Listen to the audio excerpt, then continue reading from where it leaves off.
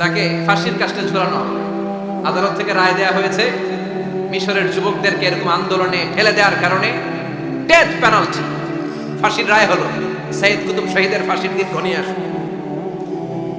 কারা কর্তৃপক্ষের নিয়ম অনুযায়ী যাদেরকে হ্যাঙ্গিং করা হয়, ফাঁসি দেয়া হয়, ফাঁসির ঘন্টা খানিক আগে ওই জেলখানার ইমাম সাহেব এসে তাদেরকে কালিমা পড়ায়। কি পড়ায়? আফদালু যিকরি লা ইলাহা, এই যে শ্রেষ্ঠ জিকির, এই শ্রেষ্ঠ জিকিরটা এসে পড়া হয়। সাইদ কুতুব শহীদের ফাঁসির কাস্টে দাঁড়ানোর 1 ঘন্টা বাকি। কয় ঘন্টা? In the mean time jail কোর্টের নিয়ম অনুযায়ী জেলখানার ইমাম সাহেব চলে এসেছে। এসে বললেন, সাইদ কুতুব শহীদ, আমি আপনারে কালিমা পড়াতে এসেছি, পড়েন লা ইলাহা ইল্লাল্লাহ। সাইদ কুতুব শহীদ বললেন, তুই আমার কালিমা শিখাইস না, তোর কাছ থেকে আমার কালিমা শিখতে হবে না। এই কালেমা আমি খুব ভালো করে জানি, যে এই কালেমার তালিম দেওয়ার জন্য সরকার তোরে বেতন দিয়ে রাখে। ওই কালিমার ব্যাখ্যা করার কারণে আজকে আমার ফাঁসির মঞ্চে দাঁড়ানো লাগতেছে। চিল্লা এখন ঠিক কিনা?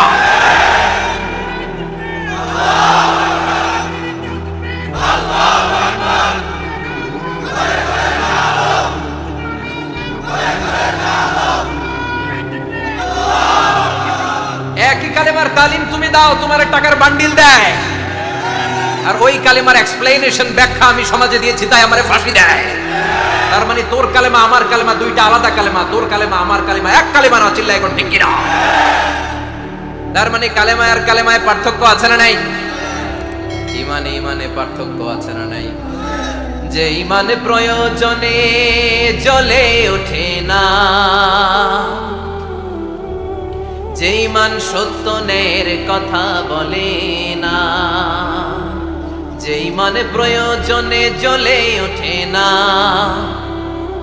যে ইমান সত্য ন্যায়ের কথা বলে না, যে ইমান বাস্তবে নাই, যে ইমান অন্তরে নাই, মুখে শুধু ফাঁকা বলি, কি করে তারে বলো ইমানে বলি, কি করে তারে বলো ইমানে বলি, কি করে তারে বলো ইমানে বলি। ঠিক না? যে ইমান দিন কায়েমের আন্দোলনের ধার ধারে না, যে ইমান লেবাসধারী কোরআন হাদিস তাও পড়ে না, যে ইমান খাজার নামে মাজার গড়ে ফুলুস কামায়, যে ইমান শিরকিয়াতের আমল করে ভীত না হয়, যে ইমান ইমানে ভুলে নাস্তিকতার মঞ্চে ওঠে, যে ইমান বাতিল মাতের দোসরে হয়ে ফায়দা লুটে, যে ইমান শুধুই কেবল ফায়দায় আনন্দ করে, যে ইমান দেখে না যে আরাকানে ভাইরা মরে, যে ইমান বাস্তবে নাই, যে ইমান ময়দানে নাই, মুখে শুধু ফাঁকা বলি, কি করে তারে বলো ইমানে বলি, কি করে তারে বলো ইমানে বলি, কি করে তারে বলো ইমানে বলি। চিল্লায় বলো ঠিক কিনা? ইমানে ইমানে পার্থক্য আছে না নাই? কালেমায় কালেমায় পার্থক্য আছে না নাই? এটা হচ্ছে শ্রেষ্ঠ কালিমা, এটা বিপ্লবী কালেমা, এটা সংগ্রামী কালেমা। এই কালেমার পক্ষে যারা, তারা সত্য আর ন্যায়ের পক্ষে। চিল্লায় বলেন ঠিক কিনা? এই কালেমাকে যারা মেনে নিয়েছে, তারা এক আল্লাহর কাছে মাথা নত করেছে, পৃথিবীর কারো কাছে তারা মাথা নত করে না। এই কালেমার পক্ষে যারা, তাদের স্বপ্ন যে কালেমার পতাকা এই দেশে উড়বে। চিল্লায় বলেন ঠিক কিনা? এই স্বপ্ন প্রতিটা মুমিনের অন্তরে থাকার দরকার আছে না নাই? ইসলাম বিজয়ী শক্তির মসনদে বসুক, এটা যে সহ্য করতে পারে না, অন্তর থেকে যে এটা চায় না, ও মুমিন নয়, ও মুনাফিক। চিল্লায় বলেন ঠিক কিনা? এজন্য বিশ্বনবী বললেন, আফদালু যিকরি লা ইলাহা ইল্লাল্লাহ। জিকিরের জগতে সব চাইতে শ্রেষ্ঠ জিকির হলো লা ইলাহা। এজন্য সব সময় চমৎকার শ্রেষ্ঠতম জিকিরটা দিয়ে জিহ্বাটারে ভিজায় রাখার দরকার আছে না নাই? Every night and every day, every night and every day, never forget to say la ilaha illallah, never forget to say la ilaha illallah, never forget to say la ilaha illallah.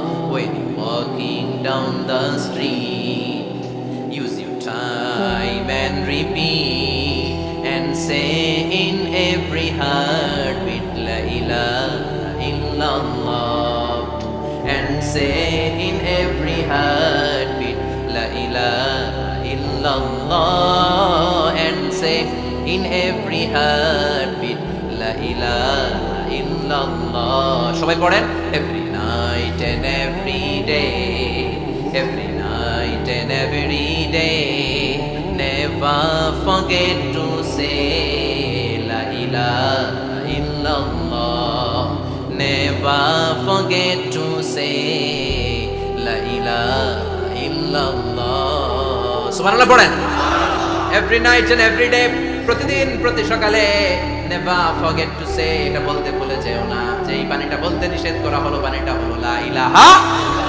আফদালুয যিকর, সংগ্রামী বাণী। এই বাণীটারে দিয়ে আমরা এখন ভিক্ষা করি। কথা কথা কর, ভিক্ষার মধ্যে এই বাণীটা আছে না নাই? এটা কি ভিক্ষার জন্য আল্লাহ পাঠাইছে? এটা এমন সংগ্রামী বাণী, এই বাণীর সামনে সবকিছু মাথা নত করতে বাধ্য। চিল্লায় বলেন ঠিক কিনা? এজন্য আমাদের জিকির যেন হয় শুধু আল্লাহর জন্য। তাহলে বুঝলাম শ্রেষ্ঠতম জিকির হলো লা ইলাহা ইল্লাল্লাহ। আবার বিশ্বনবী বললেন আহাব্বুল কালামি ইলাল্লাহি আরবাআ, আল্লাহর কাছে চারটা কথা সবচেয়ে প্রিয়। চিল্লায় বলেন কয়টা? লা ইয়াদুররুকা বিআইয়িহিন্না বাদাতা, কোনটা দিয়ে শুরু করবা এটাতে সমস্যা নেই, আগে পিছে যেমনে মন চায় পড়ো। চারটা কি? একটা হচ্ছে সুবহানাল্লাহ, আরেকটা হচ্ছে আলহামদুলিল্লাহ, আরেকটা হচ্ছে লা ইলাহা ইল্লাল্লাহ, আরেকটা হচ্ছে আল্লাহু আকবার। এই চারটার চেয়ে শ্রেষ্ঠ জিকির আর নাই। কথা বলেন, এটা এই চারটার ভিতরে ইল্লাল্লাহ আছে? কথা বলেন। এজন্য জিকিরকে আমরা খণ্ডিত করব না। ঠিক যেমন যেমন সহিহ সুন্নাহ এসেছে তেমন তেমন জিকির করলে আপনার কলিজাটারে ঠান্ডা করে দিবে কে?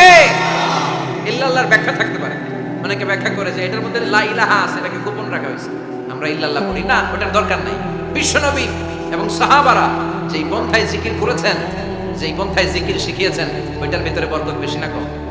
কথা বলেন বেশি না কম? এজন্য বিশ্বনবী বললেন আল্লাহর কাছে প্রিয় কথা চারটা। একটা হলো সুবহানাল্লাহ, দ্বিতীয়টা হলো আলহামদুলিল্লাহ, তৃতীয়টা হলো লা ইলাহা ইল্লাল্লাহ, চতুর্থটা হলো আল্লাহু আকবার। সুবহানাল্লাহ, আমার সাথে সাথে আওয়াজ করে পড়েন সুবহানাল্লাহ, আলহামদুলিল্লাহ, লা ইলাহা ইল্লাল্লাহ, আল্লাহু আকবার, সুবহানাল্লাহ, আলহামদুলিল্লাহ, লা ইলাহা ইল্লাল্লাহ। আওয়াজ করে পড়েন আল্লাহু আকবার। মনে থাকবে জিকিরের ওয়াজ শেষ। এগুলোর চেয়ে শ্রেষ্ঠ জিকির নাই। সবচেয়ে শ্রেষ্ঠ জিকির লা ইলাহা ইল্লাল্লাহ, সবচেয়ে শ্রেষ্ঠ কালিমা আল্লাহর কাছে এই চারটা। একটু খেয়াল করে দেখেন, এই প্রতিটা জিকিরের মধ্যে আমার আল্লাহর নাম আছে না নাই? সুবহানাল্লাহ আছে না? আলহামদুলিল্লাহ, লা ইলাহা ইল্লাল্লাহ, আল্লাহু আকবার। আল্লাহ ছাড়া আল্লাহর নাম থাকবে না, যেই শব্দের মধ্যে ওই সমস্ত নাম আর হুই হুই হুই হুই, এগুলো দিয়ে কোনো জিকির করা যাবে? আবার আব্দুল্লাহ ইবনে আমর ইবনুল আস বর্ণনা করেন বিশ্বনবী যখন জিকিরগুলো করতেন, আমি বিশ্বনবীকে দেখেছি বিশ্বনবীর আঙ্গুলের কড়ায় জিকির গুনতেন। সুবহানাল্লাহ পড়েন।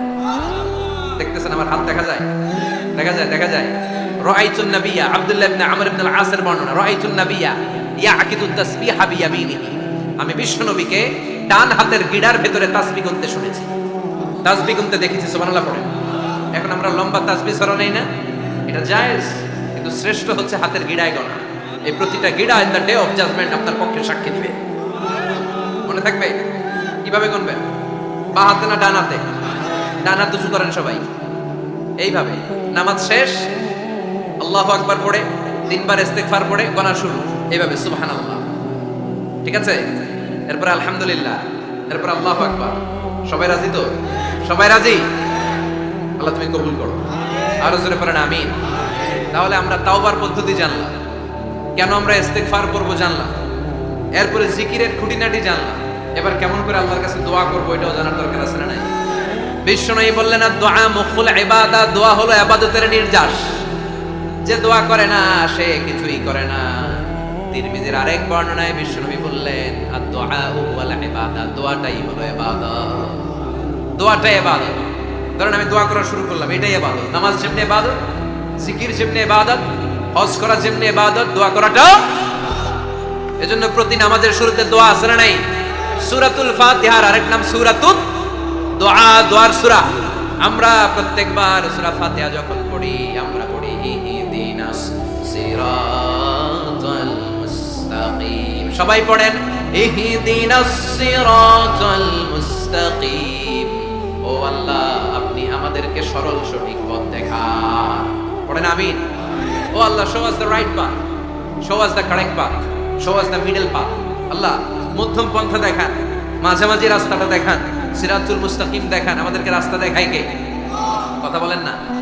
আমরা যদি পথ ভুলে যাই, পথ দেখায় দেয় কে? আমি যদি কোনোদিন পথ ভুলে যাই, হাত ছানি দিয়ে কাছে নিও, মমতার বন্ধনে আমায় বেঁধে সব ভুল ক্ষমা করে দিও। আমি যদি কোনোদিন পথ ভুলে যাই, হাত ছানি দিয়ে কাছে নিও, মমতার বন্ধনে আমায় বেঁধে সব ভুল ক্ষমা করে দিও। আমি যদি কোনোদিন পথ ভুলে যাই, পড়েন, হাত ছানি দিয়ে কাছে নিও, মমতার বন্ধনে আমায় ডেকে সব ভুল ক্ষমা করে দিও। চিল্লায় পড়ে না।